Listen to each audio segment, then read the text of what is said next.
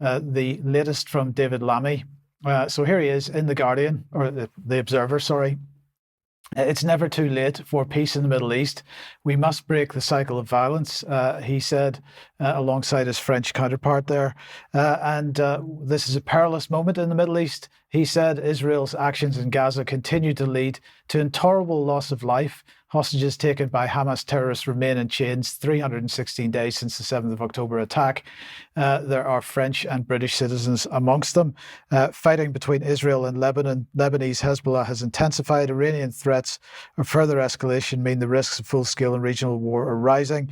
What we're witnessing is the destructive cycle of violence. So they seem to be calling for peace, but it's through a forked tongue as usual, because they can make all these demands publicly without ever putting any real pressure on the country concerned. And of course, one way that they could put pressure on, which they're not doing, would be through arms sales. So it's perhaps a little disappointing to the British government that a Foreign Office official has resigned over Israeli arms sales. Now, this is the BBC's coverage of it, which appeared today. But unfortunately for the BBC, this story broke 3 days ago. It took them 3 days to get clearance from the Foreign Office to publish about that. Maybe Alex will have something to say about that in a second. And I just wanted to highlight a few of the comments that Mark Smith, the Foreign Office official, made in his resignation letter. So he said, "I write to you on my last day in the FCDO with a message I never wanted to send. It is with sadness that I resign after a long career in the diplomatic service. However, I can no longer carry out my duties in the knowledge that this department may be complicit in war crimes. As a former pen holder on the arms exporting licensing assessment in MENAD, I'm subject matter expert in the domain on arms sales policy. Each day we witness clear and unquestionable examples of war crimes perpetrated by the State of Israel. Ministers claim that the UK has one of the most robust and transparent arms exporting licensing regimes in the world. However, this is the opposite of the truth. As a fully cleared officer, raising serious concerns of illegality in this department, to be disregarded in this way is deeply troubling.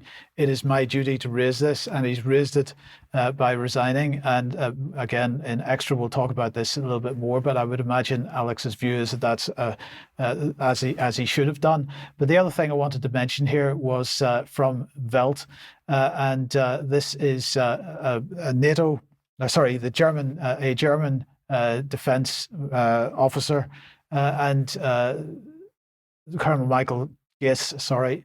If we really have to demonstrate a credible deterrent on NATO's eastern border, he said in this, or he's quoted in this article as saying, then you can't just play it out in 2 weeks like a maneuver. Then life in Central Europe will change dramatically. That means, for example, transferring 800,000 soldiers, including equipment, through Europe to the east in 2 months, organising transport of the wounded and prisoners of war. Now, of course, this business of transferring soldiers is the so-called military mobility part of European Defence Union, but he's also talking about transporting wounded and prisoners of war. He's talking about a large number of refugees from the Baltic states or Poland on a scale that dwarfs anything we've ever seen before. And he's saying we will then be living in an everyday state of threat. Then it will be a question of supplying the population air protection, medical care in a medical system that also has to look after severely wounded soldiers. This is a vision of the future, which I think is quite a likely scenario. Well, Alex, I don't know if you've got any thoughts on that very quickly. Colonel Giss is performing his duty, as is Mark Smith in the previous half of that segment. Germany has understanding of this. In 1945, there was such a density of refugees, both in housing and thronging the trains as they were retreating from the horrible circumstances in the east, that it was impossible to move anyone, to the extent that the Dutch would have been given permission to grab half of northwestern Germany by the other allies, had it not been for this chock-a-block situation of refugee management and the caring for the sick and wounded. So the Germans, as you showed in Colonel Giss's quotation, they take an integrated view of what they call Mitteleuropa. Colonel Giss isn't being sinister by using this phrase, although some German planners have been in the past.